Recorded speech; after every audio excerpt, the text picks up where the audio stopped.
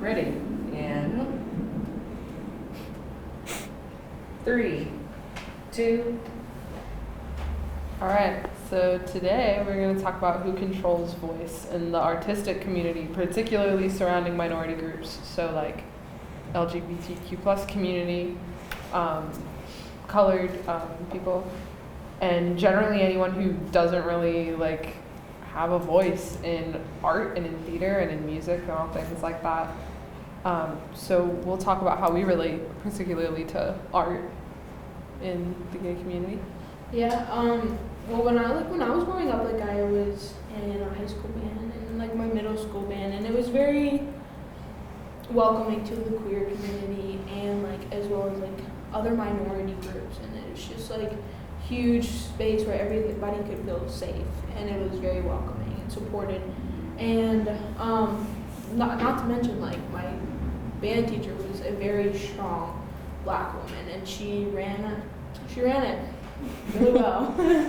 So I mean, and then she like ended up going and being a principal at another local school. So it was like huge and very, very big for the minority groups. Yeah, no, growing up as an art student, I feel like there was definitely like a safe space. Maybe not for all art, like all artistic expression. There were definitely some times where I felt like there was some things I couldn't express in the classroom, just out of, not maybe out of fear, but out of like judgment, like feeling like the space maybe wasn't as safe as I wanted it to be. I grew up in a very conservative area. So like I said, like a lot of people maybe weren't as accepting, but in the art room, I felt a little more safe, a little more open to express who I really felt like I was, and that kind of feelings. Wow, that's important.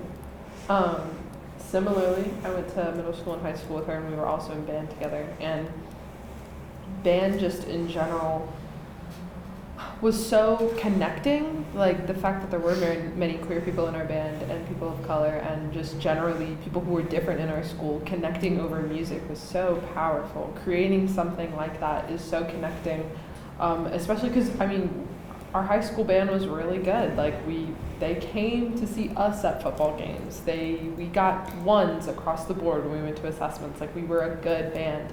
So creating something beautiful like that was so overall connecting.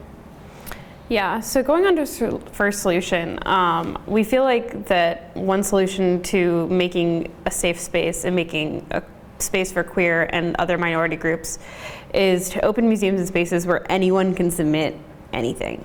So like creating spaces kind of like we have now, where like a museum like the D. Young Museum, where people can come in and submit and like create these galleries that are really important. And so creating museums that are all inclusive, and but not necessarily having any regulations on it. And I feel like the pro to that is they're a lot easier to fund that way and a lot easier to regulate that way.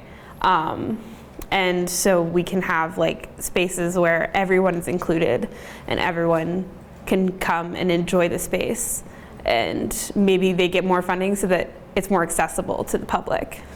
Yeah, I mean funding might be difficult in that aspect, just because of like, since everybody's included, not everybody's going to go and want to see everything that's happening. They're going to be more, if I know what I'm going to look for, I'm not going to want to go look for that. And that's what people will see, so maybe less fundings for that might happen, because they're like, definitely I don't want to go and see what they're, you know, offering. I want to see more of what I'm looking for. And that's kind of like what happened with Kehinde Wiley. It was just like, since he had his stuff taken down for the funding, it wasn't just as much. Yeah, and people might get rejected for being queer, being black, being a person of color, being a minority group, and like having a controversial studio and art pieces and stuff like that. And right now, I mean, if we're keeping it as it is right now, that we have open museum spaces for anyone, like who's going to get there though? Who's going to be able to pay the museum fee and things like that? And right now, all that museums are doing sort of to keep diversity in their museums is just hiring people who are more diverse on their board of supervisors and people who work for the museum, but like what are they doing to include diverse art in their museum? Exactly. Like another solution that we could do would be to have a museum that is just for the minority groups in general, and just so it's like people who are of the minority groups can go and share their art that wouldn't be shown in other, museums. So it's just a really inclusive and safe space for them to go and do that. Definitely. But there's also like a con to that in the sense that who's going to be funding that though? Where does the money come from with that? If normally the people who fund museums are the type of people where you need to shut down the Wiley exhibit, then who would be willing to fund a museum that's just for minority art?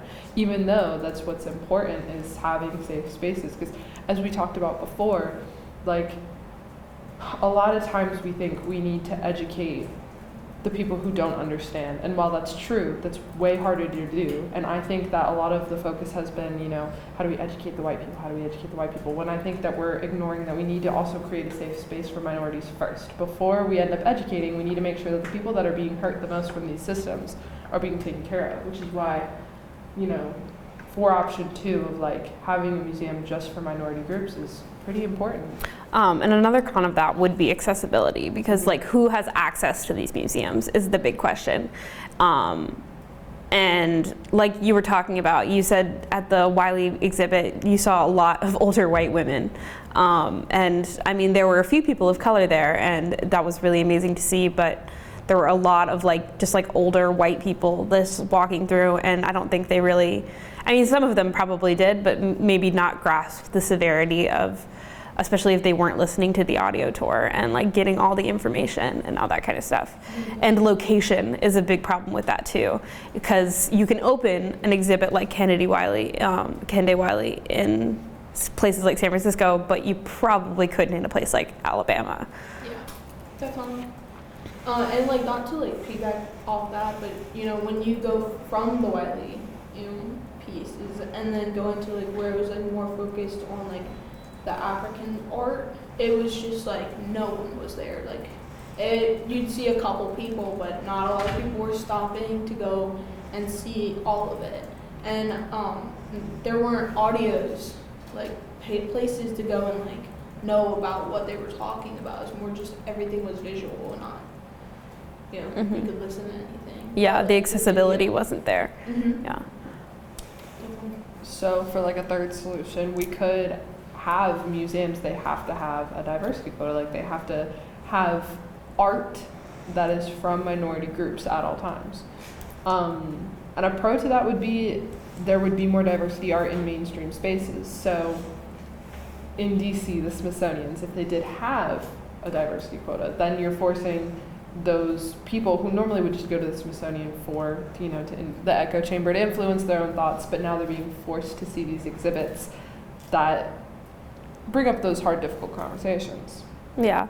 Some cons with that though is it is kind of difficult to enforce that, especially with so many museums. And so like I know there's a board of museums. There's like a national board of museums I saw when I was looking up research and stuff like that. That it has been enforcing more hiring and that kind of thing, but there's not so much enforcing what exhibits are on display. And they could also lose funding. Like, I mean, the whole thing that with Kehinde Wiley was that they were closing his exhibit for their fundraising week.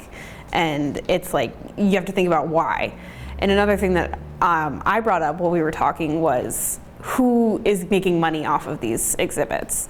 Where is this money going? Follow the money, follow the funding. So like, we talked about the British Museum and how a lot of their exhibits, a lot of their artifacts have been stolen artifacts, and pretty much none of it should belong to Britain, but they refuse to give it back to their actual communities who would like to have their own artifacts because they think they can't take care of it properly. there's just a lot of, lack of diversity amongst art in general. I mean, think about, we were talking about New York and Broadway, and who's going to go see those shows? Who has access to see those shows?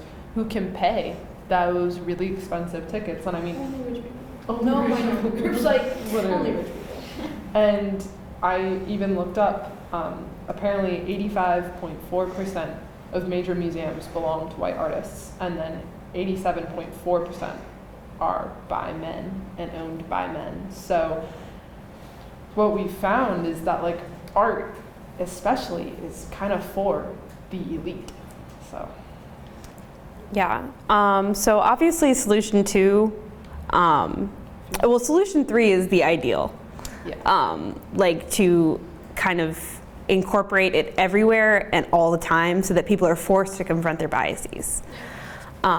But I feel like solution 2 right now is the most affordable and, well, not just affordable, most accessible option.